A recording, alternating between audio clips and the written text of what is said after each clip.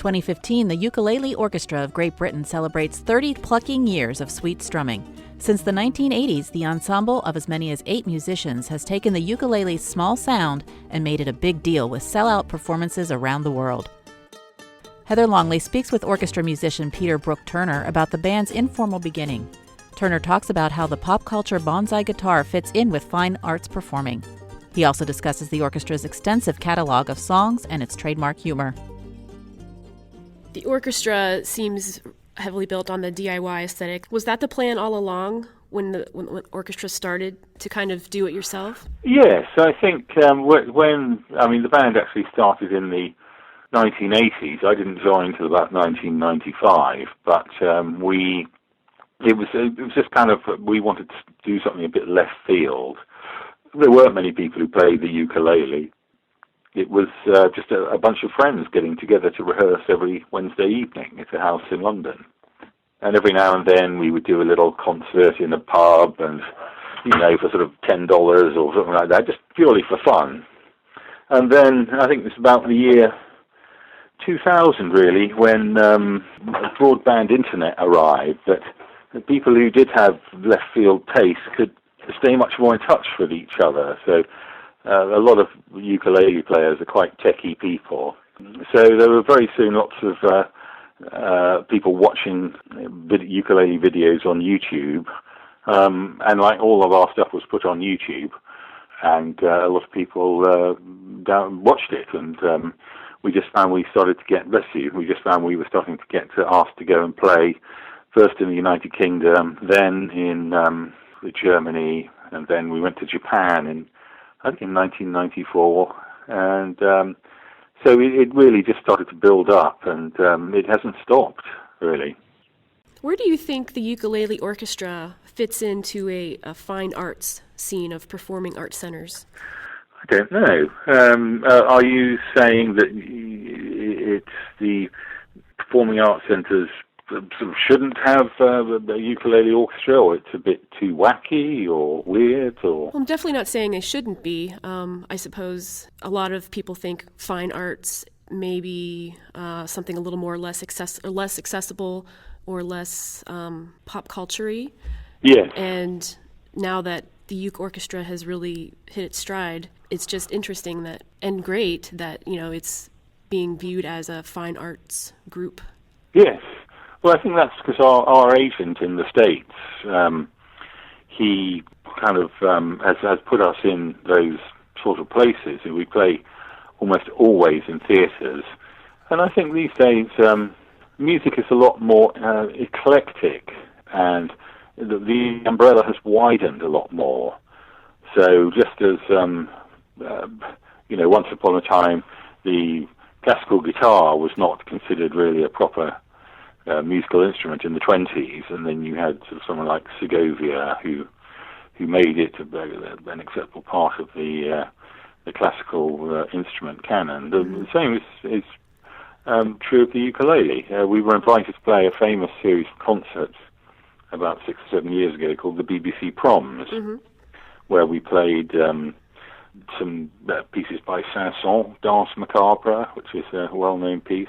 We played quite a few classical music pieces, and so I think we're quite happy to sort of sit right on the borders of classical respectability and sort of rock and roll excess. We don't really do the excess so much anymore. Is there a formula for which songs might make a good ukulele cover? Not really, because the members of the orchestra all have talents in different ways, and although most of our songs are covers, sometimes things which you think should work don't work, and things which you would have thought don't work end up working. So you just have to sort of go ahead and play them and use it like that, really. Yeah, how many songs do you guys have in the catalog? Oh, probably about 200, 230, but we carry pad around with about 100 songs, really. That's all. Yeah. Well, what we have to do is we have to play, people expect us to play the songs that they've heard on the internet. Oh. So like Everyone Loves the Good, the Bad and the Ugly. I mean, I think we actually literally have played that every single concert because people they want to hear it. You know, it's got sort of 6 or 7 million views on YouTube, so they would be very disappointed if we didn't play it when we came.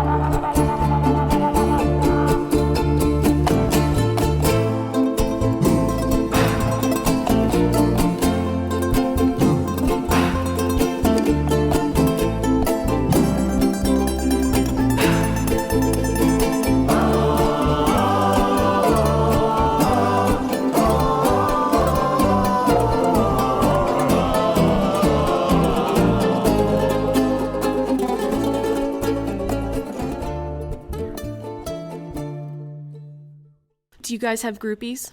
Yes, but not seriously. They're always kind of quite respectable middle-aged ladies who always joke that they are our groupies. So we don't take that too seriously.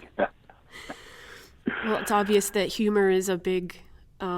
It's very prominent in the communications with the orchestra and just the stage presence. Are you guys all just bouncing off each other with comments, or is it planned, or are you all just very close that it just comes naturally? I think it comes naturally. After a while, with a show that you've been doing for a long time, you tend to sort of become able to bounce off each other. You also have a sort of little stockpile of jokes that you can sort of throw into the mix every now and then. Which one-liners and all of that. So yes, when we sort of sit down to play, we're all extremely relaxed.